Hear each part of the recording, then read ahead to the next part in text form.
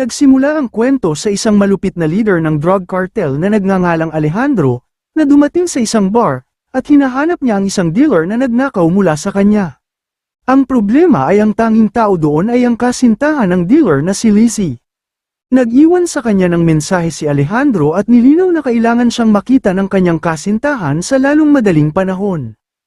Ipinaliwanag ni Lizzie na ang dealer na ang pangalan ay Jensen ay hindi niya naman talaga kasintahan. Nagkaroon lang sila ng one-night stand at hindi na nag-usap simula noon. Gayunpaman, walang pakialam si Alejandro. Bumunot siya ng kutsilyo at nagbanta na papatayin si Lizzie at ang kanyang pamilya kung hindi niya siya tutulungan na mahanap si Jensen. Sa pag-alis ni Lizzie, ang isang security guard na nasaksihan ng pagbabanta ay namagitan at sinubukang pigilan si Alejandro. Sa kasamaang palad, wala siyang idea kung sino ang binabangga niya. Sa ilang segundo, pinatay siya ni Alejandro nang walang pag-aalinlangan. Lumipat ang kwento sa isang tahimik at malayong lugar sa labas ng lungsod. Doon ipinakilala sa atin si Budry, isang retiradong secret agent na namumuhay ng mapayapang buhay kasama ang kanyang nag-iisang anak na babae na si Sophie. Naninirahan sila sa isang maliit na cabin sa gitna ng kakahuyan. Malayo sa ingay at kaguluhan ng lungsod. Napakakalmado at napakasimple ng kanilang buhay. Hindi tulad ng karamihan sa mga teenager na babae, pinalaki si Sophie na may mahigpit na disiplina. Napaka-protective ng kanyang ama at sa halip na warningan siya tungkol sa pagtambay o pagpunta sa mga bar, tinuturuan siya nito kung paano gumamit ng mga baril. Ang nakapagtataka, komportable si Sophie sa ganitong pamumuhay at nakikita ito bilang normal. Nang sumunod na umaga, sinimulan ni Budry ang kanyang araw sa dasal na nagpapakita ng kanyang matibay na pananampalataya at pasasalamat para sa kanyang pamilya. Dahil kaarawan ngayon ni Sophie, naghanda siya ng cake at isang espesyal na regalo para sa kanya. Habang natutulog pa ang anak, nagtungo si Budry sa bayan upang bumili ng ilang mga gamit sa panghuli ng hayop. Pagdating sa isang pawn shop, nakakita siya ng isang gamit ng lawnmower. Maayos pa naman ito at madaling maayos kaya binili niya ito sa murang halaga. Samantala, sa cabin, nagising na si Sophie at binuksan ang kanyang regalo. Tuwang-tuwa siya nang matuklasan ang isang semi-automatic na baril, isang bagay na matagal na niyang ninanais. Matapos itong maitago, nagtungo siya sa ilog upang manghuli ng isda. Nang hindi inaasahan, narinig niya ang isang babae na humihingi ng tulong. Sa halip na sumugod, nagtiwala si Sophie sa kanyang survival instincts at bumalik sa bahay upang sabihin ito sa kanyang ama na kakarating lang. Hindi nagtagal, magkasama silang naghanap sa lugar malapit sa ilog. Ilang sandali pa, natuklasan nila ang isang dalagang nagngangalang January na naanad sa tubig at lubhang sugatan. Napansin ni Budry ang isang tama ng baril sa kanyang tagiliran. Gusto niyang dalhin siya sa ospital. Ngunit si January na halos walang malay ay nakiusap sa kanya na huwag itong gawin. Gamit ang limitadong medical supply, ginawa ni Budry ang lahat ng kanyang makakaya upang matigil ang pagdurugo.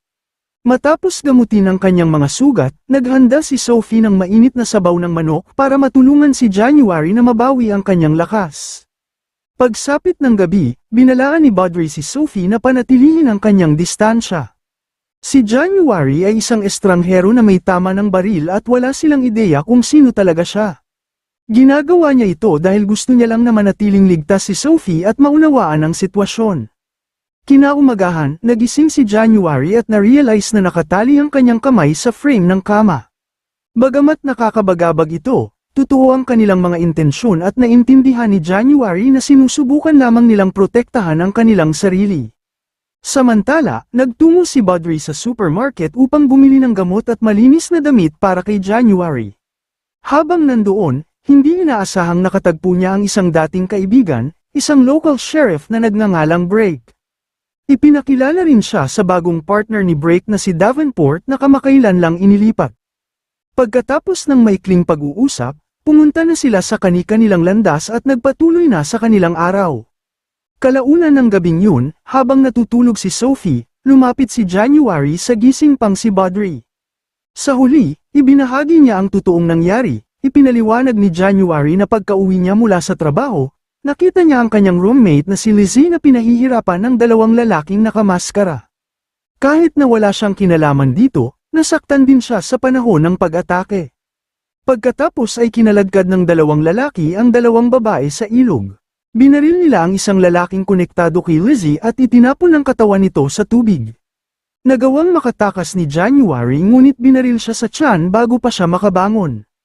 Sa paniniwalang patay na siya at natangay na ng agos, iniwan na siya ng mga attacker. Sa madaling araw, naghanap si Badri sa tabi ng ilog upang kumpirmahin ang kwento ni January.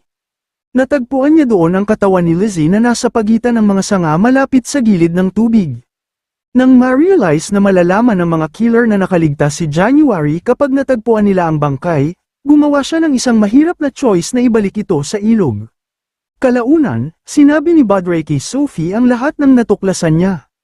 Nahihirapan siya sa desisyon kung itatago pa ba niya si January o ibibigay siya sa mga otoridad. Gayunpaman, iginiit ni Sophie na tulungan nila siyang makabangon at pumayag si Badri na ipagpaliban ang anumang desisyon. Pagkalipas ng ilang araw, pagsapit ng gabi, sa wakas ay lumabas na muli si January pagkatapos magkaroon ng kaunting lakas. Nadatnan niya si Badri na tahimik na nakaupo at lubos na nagpasalamat sa kanya sa pagligtas sa kanyang buhay. Kung wala ang kanilang tulong, alam niyang mas malala pa ang sasapitin niya.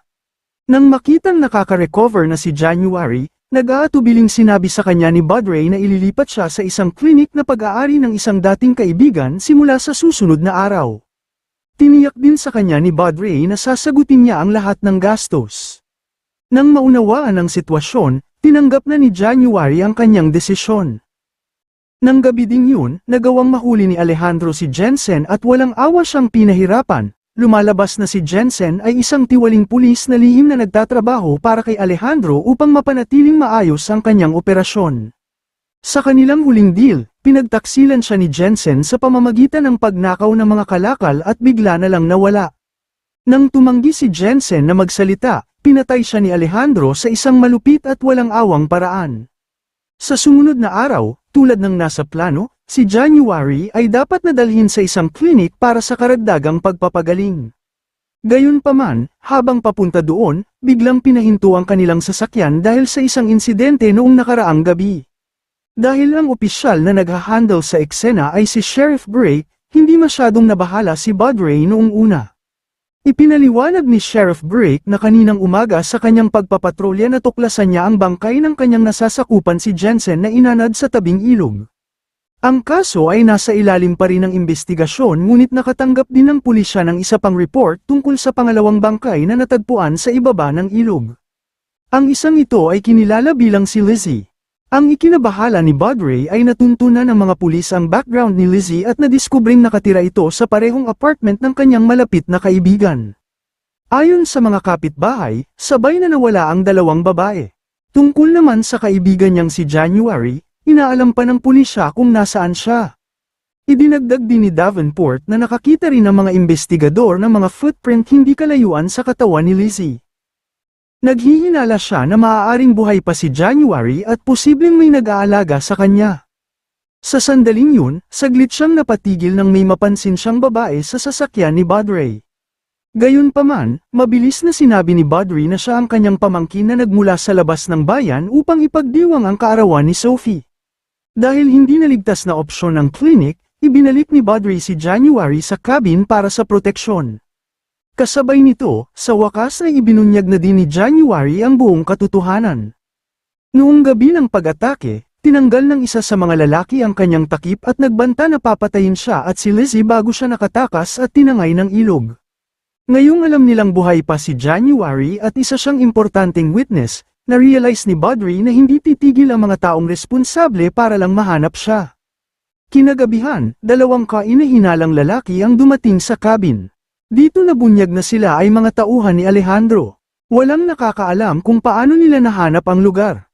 Ngunit mariing iginiit ni Badri na wala siyang nakitang hindi pamilyar na babae sa malapit at kalaunan ay kinumbinsi sila na umalis na. Gayunpaman hindi talaga sila umalis.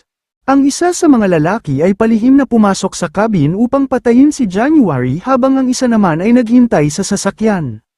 Ang pagkakamaling yun ay naging katumbas ng kanyang buhay nang mahuli siya ni Badri. Nang magpaputok si Sophie ng warning shot, mabilis na tinapos ni Badri ang banta upang mabura ang anumang bakas ng nangyari. Napilitan si Badri na sunugin ang mga katawan at itapon ang sasakyan sa isang abandonadong minahan. Pagbalik nila sa cabin, nakonsensya si January at humingi ng paumanhin. Alam na ang kanyang presensya ay humila kina Badri at Sophie sa isang mapanganib na bagay. Pagkatapos nito, nakipagkita si Badri kay Sheriff Brake ng palihim. Inamin niya na buhay pa ang nawawalang babae at kasalukuyan siyang nasa ilalim ng kanyang proteksyon. Dahil alam niyang magpapadala si Alejandro ng mas maraming tauhan, hiniling niya sa sheriff na ilihim ito at tulungan siyang ilipat si January palabas ng bayan. Bago maghiwalay, binigyan ni Badri si January ng isang bundle ng pera para tulungan siyang makapagsimula ng bagong buhay. Habang dinadala siya palayo ni Sheriff Brake, nanood si Sophie ng may luha sa kanyang mga mata. Alam na nawalan siya ng kaibigan na para ng pamilya at ang masakit na paalam na ito ang tanging paraan para mapanatili siyang ligtas. Kinaumagahan sa kanilang paggising, nagsimulang mag-alala si Sophie tungkol sa kalagayan ni January. Nakaramdam si Badri ng parehong pag-aalala at sinubukan niyang tawagan si Sheriff Brake ngunit hindi na aktibo ang numero. Nang wala ng ibang choice, nagpasya silang pumunta sa istasyon ng pulisya upang hanapin siya. Habang naghihintay si Sophie sa sasakyan, sinalubong si Badri ni Davenport na katatapos lang ng morning assembly. Sa halip na ipaliwanag kung nasaan si Sheriff Brake, inilipat ni Davenport ang pag-uusap sa iba't ibang direksyon. Iminungkahi pa niya na si Sheriff Brake ay maaaring nakikipagtulungan kay Jensen. Ngunit mula sa pagkakakilala ni Badri, si Sheriff Brake ay isang tapat na tao na hindi tatanggap ng maruming pera. Nang gabing yun habang natutulog sina Badri at Sophie, isang kainahinalang sasakyan ang tahimik na pumarada malapit sa kanilang cabin. Lumabas ang driver at lumalabas na ito ay si Davenport. Walang nakakaalam kung ano ang tunay niyang intensyon ngunit palihim siyang pumasok habang may dalang baril. Ngunit bago pa siya makakilos, mabilis siyang tinambangan ni Badri. Hindi nagtagal makikita si Davenport na nakatali sa isang upuan na may nakasabit na lawnmower sa harap mismo ng kanyang mukha. Nang tanungin sa wakas ay inamin na niya ang totoo. Patay na si Sheriff Brake at ipinasa kay Alejandro si January pagkatapos ng huling pagkikita nila ni Badri. Nang marinig na wala na ang kanyang pinakamalapit na kaibigan at nahuli si January, inutos ni Badri na malaman kung saan nagtatago si Alejandro. Nang tumanggi si Davenport at hinamon pa siya, walang choice si Badri kundi pilitin ang katotohanan sa kanya. Nang sa wakas ay isiniwalat na ni Davenport ang lokasyon ni Alejandro, naglaan ng ilang sandali si Badri upang magsulat ng liham para kay Sophie. Sa loob nito, humingi siya ng paumanhin na mag-failed siyang protektahan siya, sa paraang dapat niyang ginawa. Sinabi niya rin sa anak na kung hindi siya makabalik ng umaga, dapat siyang pumunta sa bahay ng kanyang lola sa Mexico. Pagkatapos ay nagtungo na si Badri sa abandonadong pabrika dala-dala ang sugatang si Davenport bilang alas doon.